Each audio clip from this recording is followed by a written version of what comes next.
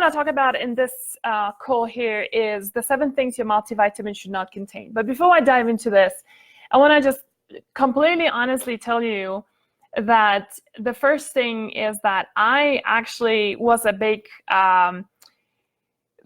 boo-boer, if you will, of multivitamins. I was always like, when people would, when I was still in private practice, people, contact me and say, or my clients will say, yeah, but what multivitamin should I be using? And I was always like, you don't need a multivitamins, you just need a proper food, change your diet. And that's very true. I still stand by that, than having a highly anti-inflammatory diet that is, rich in the variety of colors and nutrients, that is free of dairy and gluten and low in sugar, and you vary your vegetables and you focus on the high nutrient vegetables like the cruciferous vegetables, for example. That's all great, right? But the problem is that what I have discovered actually just recently, and that's because of my program, the one that I'm doing in the Colorado School of Clinical Herbalism, is that unfortunately our farming practices have changed quite a bit. And that has resulted in a huge depletion of minerals. And I know a lot of the marketing companies would say that because they want to sell you a multivitamin. They go, oh, and so soil is so depleted, and that's why you've got to do this particular supplement, right? And I was always very skeptical about it. That's why for years I never promoted any multivitamins, and that has changed, and I'll tell you why. And that's basically what has changed, is when I came across a number of different studies that show actual nutritional depletion. I want to give you some data points here in just a second. And that all of that came from Paul Bergener's book called The Healing Power of Minerals. And this is really what I've learned, what I'm going to share with you. I'm just going to give you the cliff notes, because he really goes into the whole history of what happened with our farming practices. And unfortunately, it does include organic farming as well. So organic farming is using, what it's not using is obviously the nasty pesticides and fertilizers that conventional farming is using. However, both conventional as well as organic farming are using fertilizers which are called the NPKs. N stands for nitrogen, P is phosphorus, K is potassium. And the thing about that is that we've foregone all the different elemental minerals that they used to be found in the soil. And so what has changed? Let me just kind of like shortcut the whole thing for you. What has changed is that we used to use things like manure, right? So from cows, so everybody had some cows, and or you have a neighbor who has cows, and so fertilization all used to happen when manure was collected and then distributed over the land. So you have some of the trace minerals coming from manure. They also used to use something called stone fertilizer. And this was completely by accident invented, or not invented, but actually found out by this German guy who basically one day was grinding something in a mill, was grinding grains in a mill. And the dust from the stone that fell on the ground, he picked it up and he threw it in the garden. And not only did the plants grow so healthily, but they were also, the fruit was bigger. And the biggest kicker of all is that none of the fruit were then eaten by any of the bugs. And so they were much healthier looking and less disturbed by bugs. And so because of that, right, they didn't need to put anything else on top of that to prevent bugs from eating. And so the plants were basically much healthier. So stone fertilization was another element they used to use back in the day. We used to use a lot of plant material. We used to use animal bones, right? So there are so many minerals in animal bones, as you can imagine, for those of you who like to make bone broths, right? This is really what we, that's why we would do it, right? It's because of the mineral content. So that's what used to be distributed as well as used as a fertilizer. And because of that, they gave us a huge nutritional profile that will contain things like selenium and silica and copper and magnesium and calcium, right? And one of the problems, for example, with NPK is that it leaches out calcium from its soil. That's another thing I've learned from Paul's book.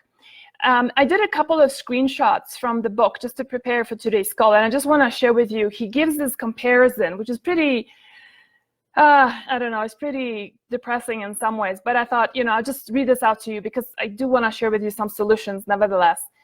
And so, so before I tell you this, so the reason why we're using NPK is because that's what makes the whole plant look really healthy and the vegetables look big, right? And so those are the three minerals that are needed in order to grow these veggies really big. But as a human, as in a human body, we need much more than that, right? And the plant is not going to get it from anywhere other than the soil itself. And for those of you who are gardeners, you know that your garden starts with the soil. Your vegetables are going to be only as good and healthy as the soil that you begin with, right? So I want to give you some stats. He took, for example, cabbage, and he looked at 1914, 1948, and 1992. So I want to just give you the 1914. So this is way before the war, right? And 1992.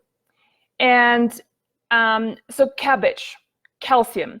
We used to have 248 milligrams of calcium in cabbage in 1914. And guess what? In 1992, went down to 47. From 248 to 47. So that's like basically a fifth. So we lost 4/5 of the content of calcium after using, and this is after we started using NPK. And then you have things like calcium. We used to have 66 milligrams of magnesium, and then it dropped down to 15. So then you have a 45%, no, more than that, sorry. So that's 3/4, so 75% drop of magnesium. Iron, another one he pulls out. We used to be at 1.5, we are down to 0.6. So basically half of iron content dropped. But I also want to give you another one, another picture that I screenshot from his book, because I have the digital version, is that organic is still a better option. But what we have lost significantly, and this is a percentage to every one of them, which averages between 48 to 70%, what we've lost is boron, chromium, cobalt, copper, iodine 73%, excuse me, thallium, manganese, molybdenum, phosphorus. So phosphorus, we've lost it, but then we're gonna get it back from. And then we have selenium, silica, sodium, sulfur dropped a little bit, and the only thing that went up is zinc. Don't know why. So those are things that we used to have in the soil that we don't have anymore, and it also shows that organic still has higher content of those trace minerals as compared to conventional farming. So I really want to give you the context of what has happened with our food, which was a big aha moment for me, because I'm like, just like a marketing statement that our soil is not as rich as it used to be before, just, I don't know about you, but it didn't cut it for me. Now that I see this, it's like, okay, now that's a little bit more substantiated. So I want to talk about the 7 things. The next thing I want to talk about is the 7 things that your multivitamin should not contain. And maybe if you're somewhere at home, go and grab your multivitamin and take a look at it. And if you're not, then there's always going to be a replay, so don't worry about it. If you're driving, especially, please do not type while driving.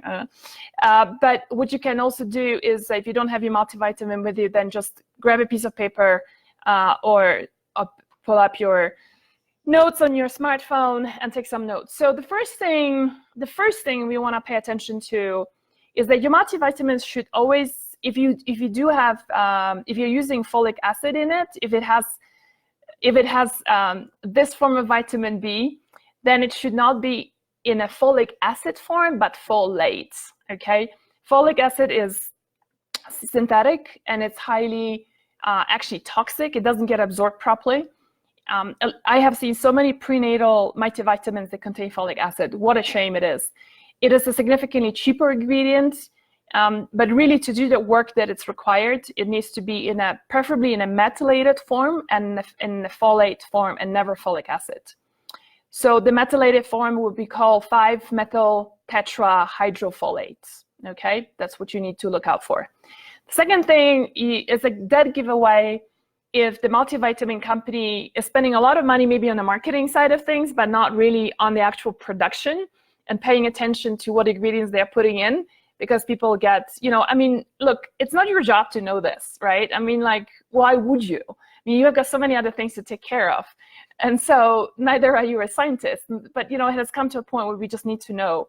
And then you have people like me who's a little bit like looks under the cover and want to see what's going on there and what really is the truth and what's not. And that obviously that has helped us in formulating our own supplements. And so I do have an option for you. I'm going to talk about it in a second.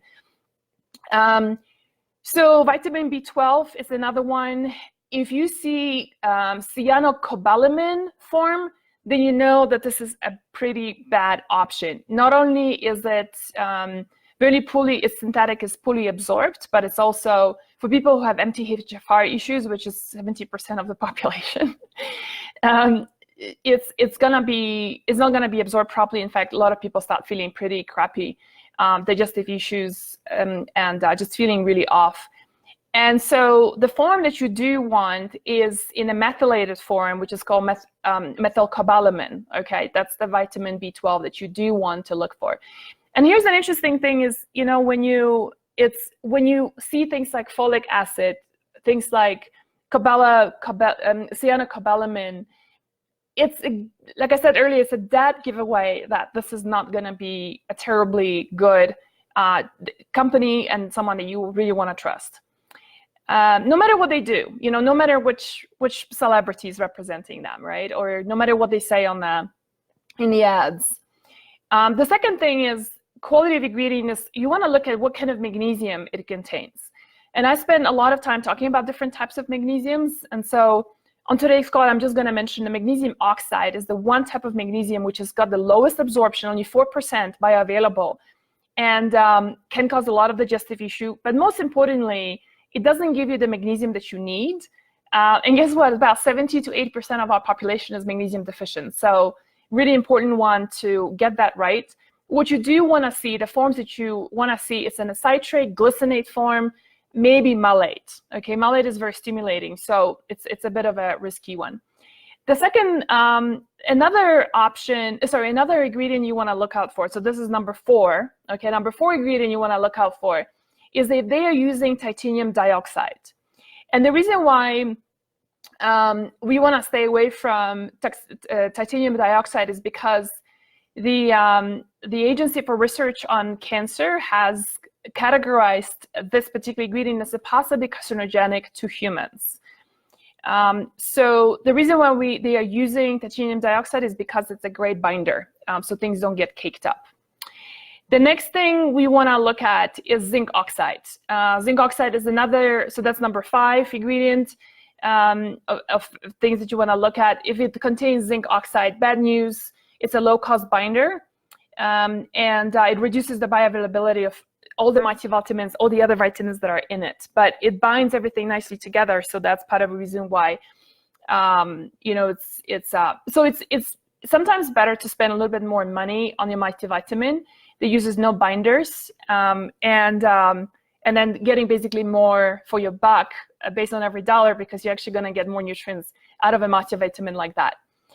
Another one, which is really interesting, somebody's asking, your wholesome life is asking, what about magnesium lactate? So that's a good question. I don't like that form because it comes from lactic acid, and a lot of people who have problems with dairy have a problem absorbing lactate. The other thing is that magnesium lactate, I've never found any research studies that show really good absorption rates of magnesium lactate. And for that reason, I would not recommend it. Reputable companies and formulators who really want to put out top-notch product in the market, like the way we do, we would always look at the forms that I mentioned. Citrate, malate, glycinate is my absolute favorite.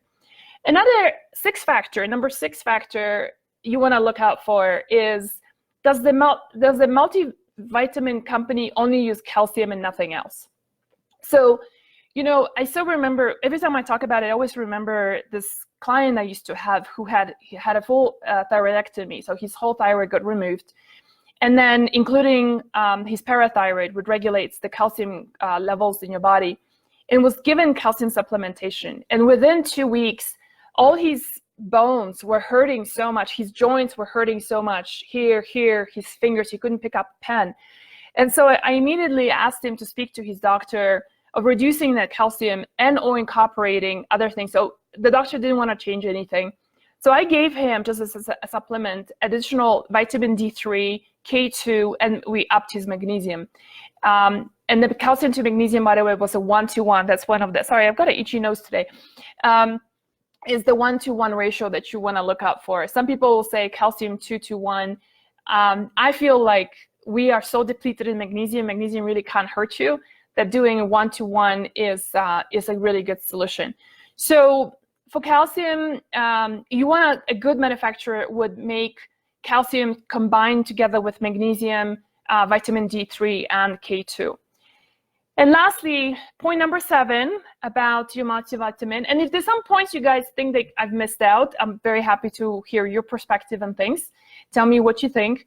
Is basically things that are, you want to look at, the bottle that specifically says that it's non-GMO. So it's like a big point number 7, but it's basically a whole bunch of things. Non-GMO, you should be free of gluten, soy, dairy, corn, and sugar, and any kind of colorants, right? So like, anything that starts with is it like Y47? So anything like has got like a D52, those kind of numbers, like a letter and numbers indicate those are colorants. And that's something you really want to stay away from, because it might make the pill look a little bit more nicer, but you probably have seen research, for example, how the red and yellow dyes in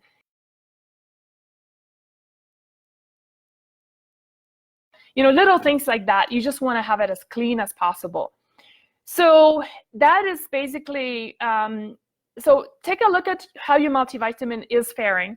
And, I am going to do a shameless plug here, because we put up the best products out there in the market, and that's our multivitamin.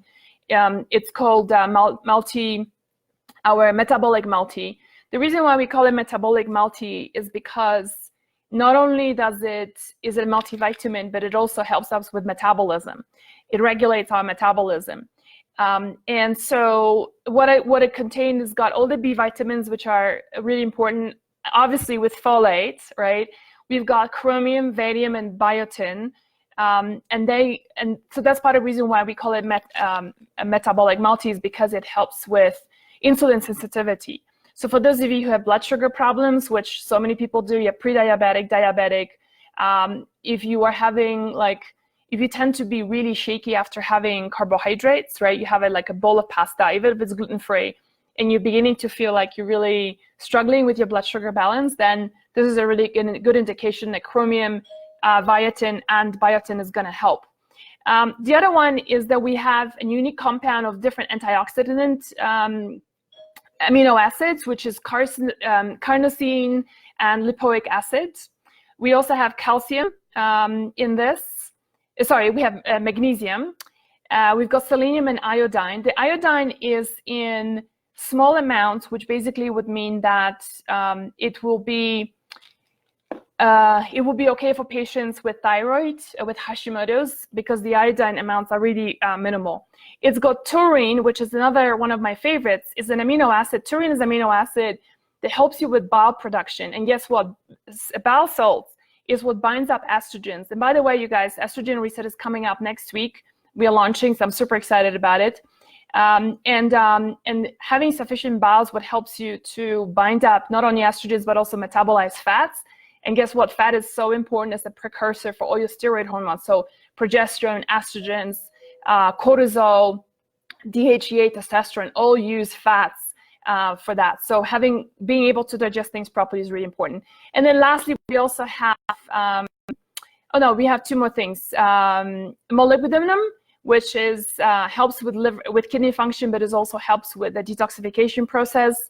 And then we also have vitamin A and zinc, which are super important for your immune system. So a really nice, complete multivitamin.